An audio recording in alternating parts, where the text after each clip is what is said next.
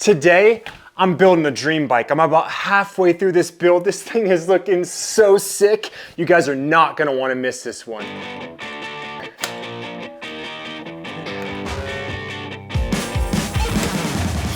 If you guys saw my last video, I was basically asking if building a dream bike like this is actually worth it. And in today's video, we're gonna put that to the test and start building this bike. This is the Privateer 141 Gen 2 frame set.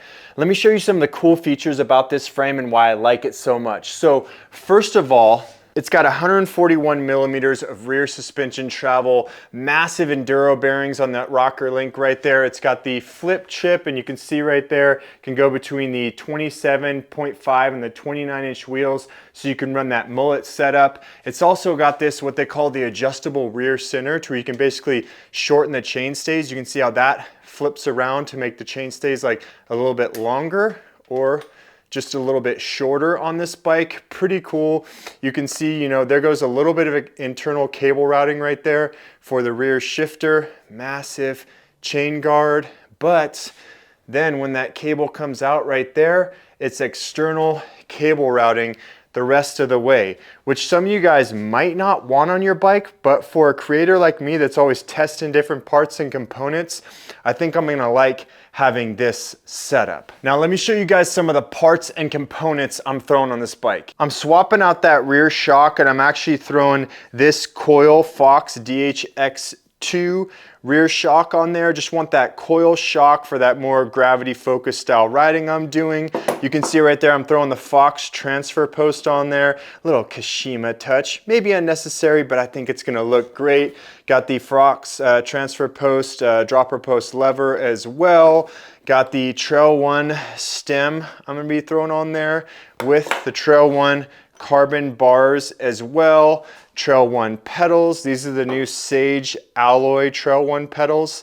Nice looking pedals. I think they're gonna look good on there. And then I got the Trail One Hell's Gate grips. You can notice a lot of black components, so I'm trying not to go overboard with the chrome and the orange, because look at the fork I'm throwing on this thing. Fox factory 36 fork Kashima on there. Got the proven carbon wheels with the Maxxis tires, my very favorite combo, with the DHR2 in the rear. And then I'm throwing the Assegai tire up front. Now I'm throwing other little bits and pieces on there, like these, you know, orange headset spacers. Got this Crank Bros T17 tool, on-frame tool for some on-bike tool storage. But here's the catch. I still don't have all the parts I need to complete this build. There's a couple key parts I'm missing, one of which is brakes. And I got a shipping notification that I got a brand new set of gold TRP Pro Brakes, the brand new brakes from TRP that were just released on March 3rd. So the time I'm filming this video, not sure when you're actually watching it, but got those brakes coming in the mail. I have, you know, a couple other parts I'm missing, but I think we got to get building, like get this bike put together as much as we can right now, and then we'll talk about it. Okay, so my friend Zach just showed up. He is a professional bike mechanic. He brought over some of the tools I don't have and this XG chain that I'm gonna need right here. But the goal of this video is for me to try and do this frame up build myself and just be completely honest and real with you guys. If I'm having any struggles, kind of show you guys what I'm going through. And if you guys are interested in doing a frame up build yourself, then you guys will know that, like, if I can do it, you can do it too.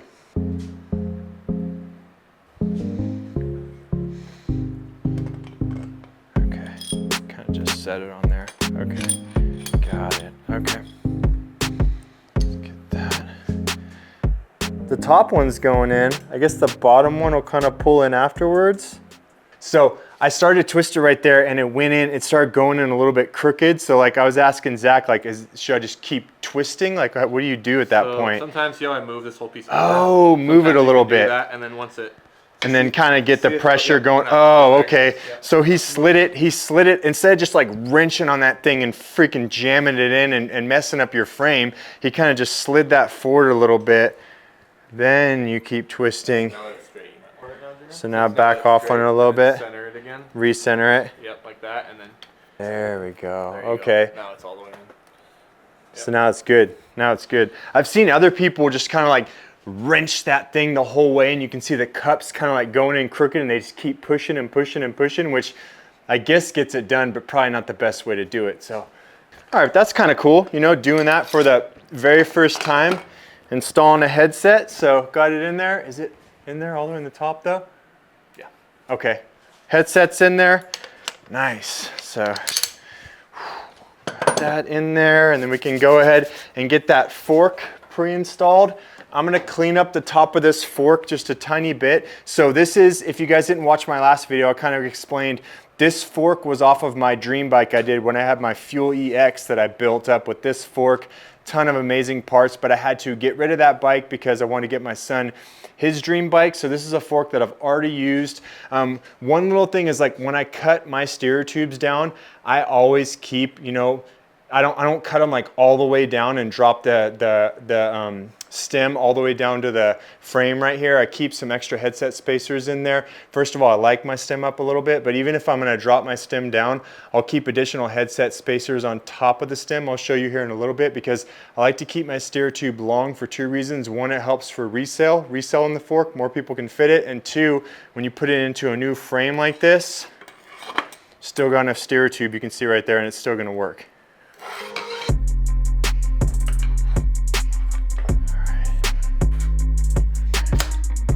Oh, perfect. Oh, that's like fucking right there, dude. Look at that. Perfect. One spacer underneath right there, and right to the top. Money. Except for the stem is flipped upside down. Boom. There we go. Trail one. Oh man, that is already looking so damn good. Sick. All right, now we're gonna get this shock on there, because I wanna see the full kind of like orange. It's gonna look good, man. Ah, don't break stuff, come on now. So this shock hardware right here, I need to order an additional set, because eventually in the future I'm gonna do, you know, some air versus coil shock videos on this bike. But for right now, I'm just gonna remove this shock hardware off of this one right here.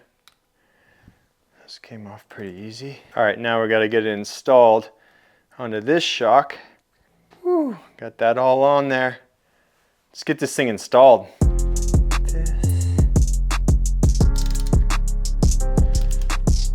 That shock looks so badass on there. I'm loving this build. All right, let's get the bottom bracket thrown in, then we'll move on to the cockpit. We'll start getting some of the rest of this bike thrown together. We'll speed up the build process just a little bit right now, and I'll kind of stop and show you guys if I run into any issues.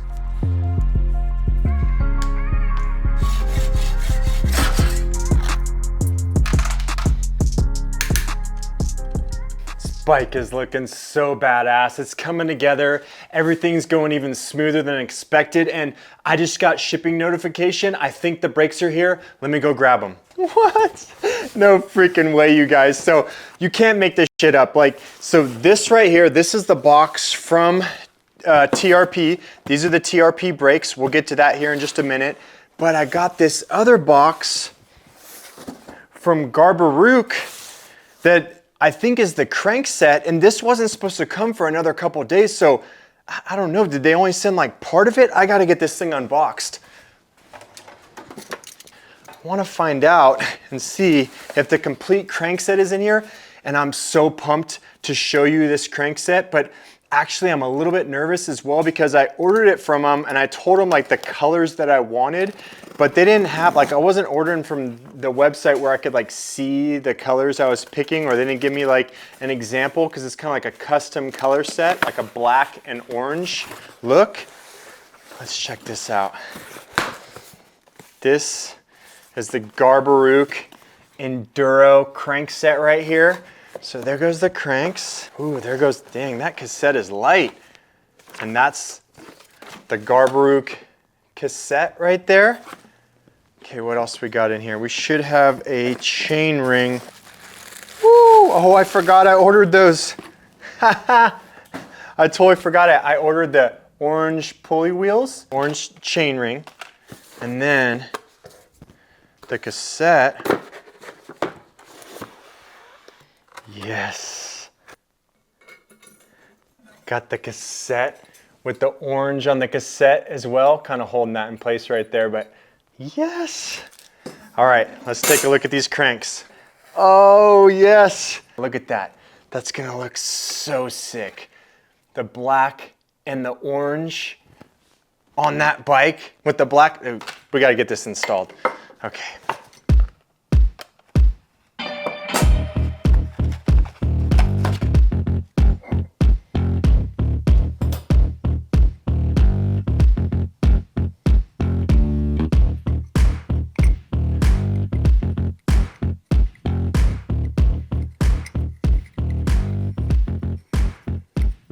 So freaking sick. Yes. Okay, I'm an idiot. I don't have the tool for this. So remember I told you guys I was gonna be honest if I ran into snags. So this right here, if you can see that, it's got, you know, large hole. I thought it would, like my 10 mil hex would fit in there, but not big enough. So went ahead and looked on Garbaruk's website, and it says that you need a 12 mil. So I need a 12 mil hex to be able to install these. I'm gonna have to run down to like Harbor Freight or something real quick, grab that tool, and then get these things installed. Hopefully they're still open. Shit. All right, so Harbor Freight, they had this set right here, but you know, they had a 12 mil, but it is only in a 1/2 inch drive and you had to buy the entire set. I couldn't buy just an individual socket.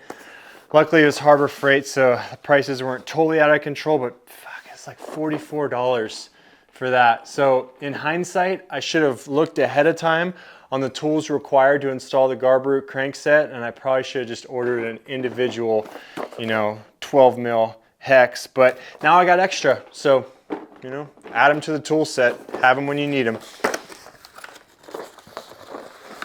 Having to use this breaker bar because it was a 1/2 inch driver, so it doesn't fit on my torque wrench.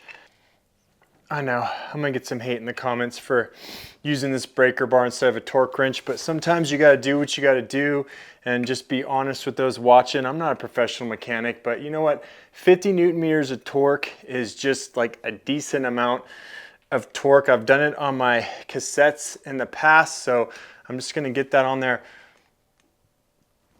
like that. That's pretty damn tight, you know what I mean? So I think that's gonna be good enough.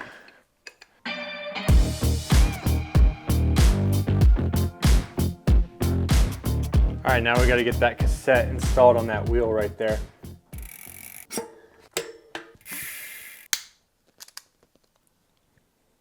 Those cranks look so sick on there with that cassette. Man, so much goes into kind of picking out all these parts. I was a little bit worried about the oranges not matching up perfectly, which, you know, when you go from a painted orange to an anodized orange, they're never gonna match perfect, but man, I think it looks so good, especially because, you know, you got that gold Kashima with the orange with those. Anyways, enough about the cranks. Let's get those brakes unboxed because these are the newest TRP DHR EVO Pro Brakes. I feel like I was super lucky to get my hand on these, so thank you to Kevin over at TRP and my boys from Privateer for kind of making that connection and being able to make this possible. These brakes were just released on Tuesday. I'm a smaller YouTuber, so I don't get my hands on brand new components like this all the time, but you can see right there the EVO Pro. We'll go ahead and get these unboxed in just a minute, but let me just show you kind of the setup I'm going with. Got a 180 rotor I'm sticking with in the rear, and then I'm gonna go with the 203 up front.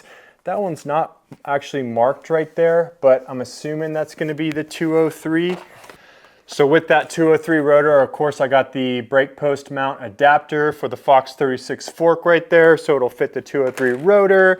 And then it came with, I got the basic bleed kit, so I got the bleed kit syringe right there, the TRP mineral oil that it came with.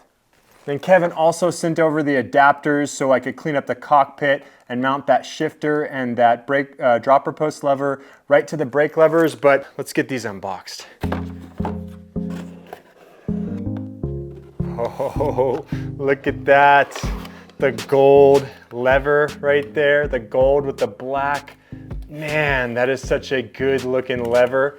So same 4-piston caliper as the DHR EVOs, only they've adjusted the lever on these ones. I think it looks a little bit better too, just a little bit smaller maybe. They got this pad adjustment knob right here that adjusts how the brake pads hit the brake rotor, and then they have the same old adjustment for the lever right there. Let's get these things installed on the bike. Gonna look so sick.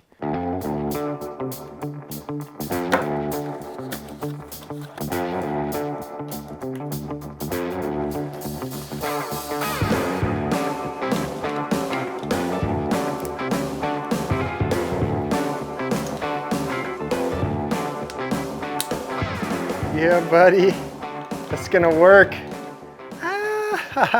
The brakes are installed, the build is complete. I worked late last night to get this thing all finished up. Now it's time to take a look at this bike and I'll go over some of the struggles I had completing this build. Woo! That thing is looking so good out here in the sunlight.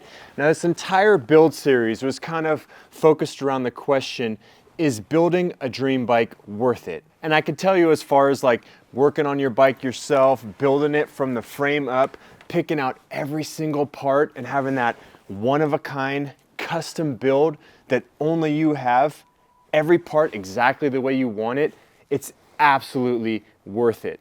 I learned a lot building this thing. I did have a couple issues. I still need to figure out the spacing on these cranks. I'm not sure if that's right. I need to get the wireless derailleur set up and shifting just right. I still need to get the suspension dialed in. I put the brakes on, but I need to do a little lever bleed just to make sure there's no air bubbles in there. Oh, one cool thing on the shifting, man, I rigged up this shifter right here, this EDS OXYQ, this 2.0 EDS. It's not designed to go right onto the bar remote, but I kind of rigged together using the dropper post lever off the Fox remote and got this thing on here. It looks so cool. I'm stoked on that. Yeah, buddy, that's gonna work.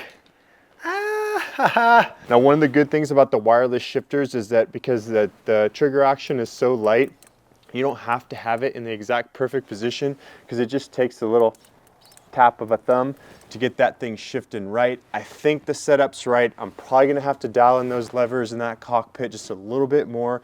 But as far as like picking out the parts, building the bike, seeing what I envisioned in my head come to life, it was absolutely worth it. But I know what a lot of you guys are asking, like, was it worth it?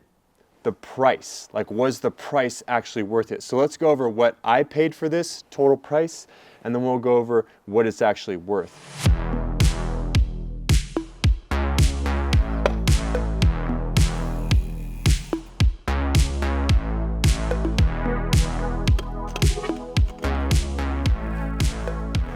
All right, so total price I paid to build this bike, and then what would it cost for you to go out there and build this yourself? Now remember, I had a couple of these parts left over from other builds. Other parts were given to me. Thank you to those companies that supported this video. And a couple of the parts I just got for a huge discount. So for these TRP Pro Brakes right here, I paid a total of $479.14. For the SLS coil right here, didn't really get a discount on that. I paid $117. For the Fox transfer post, the DHX2 shock, not the coil, just the shock itself, I ended up paying $509, which put me at an all-in price of $1,105.14 is what I spent to do this complete build. But that's not how much it actually cost. And can we just address the price real quick when it comes to building a dream bike? Because building a dream bike like this, you know, it's not about finding the most affordable way or the most reasonable way. It's definitely not a financially smart decision. You're gonna spend a ton of money. You could spend way less money going online to the Privateer website. They got the 141 complete build on sale right now. I'll throw a link down there in the description. So if you wanna make the smart financial decision, just go online, buy the bike completely. You know, the complete build comes with amazing parts already on it, already comes with proven wheels, already comes with Maxxis tires, already comes with, you know, a good shock, not a coil, comes with a Fox fork, not the factory model, but comes with good enough parts, and then you could slowly upgrade that over time. That's definitely the smarter way to do it. But if you were gonna do this, you're gonna spend let me go over the list real quick. You're gonna spend, what I totaled it up is I went online and I searched each one of these parts and I came up with a total cost of around $8,613. Oh man, which is just a ridiculous amount of money. But I don't know, what do you guys think? Like, have you ever done a dream build? If so, how much did it cost? And was it worth it? Now, to really figure out if it was worth it, we need to get this bike out on the trails and take it for a shred. So in the next video, I'm gonna take this thing out for a ride. I'm gonna be bombing this thing down the hills, getting it all broke in, getting that suspension set up, and I'll really be able to tell you if I think this was worth it. Did I pick the right parts? Am I gonna like the way that coil shock feels? The cranks, all these components. It's a little nerve-wracking when you're picking all these parts. So tune into that next video. Now's a good time if you haven't already. Like, subscribe, catch that next video. You're not gonna wanna miss it.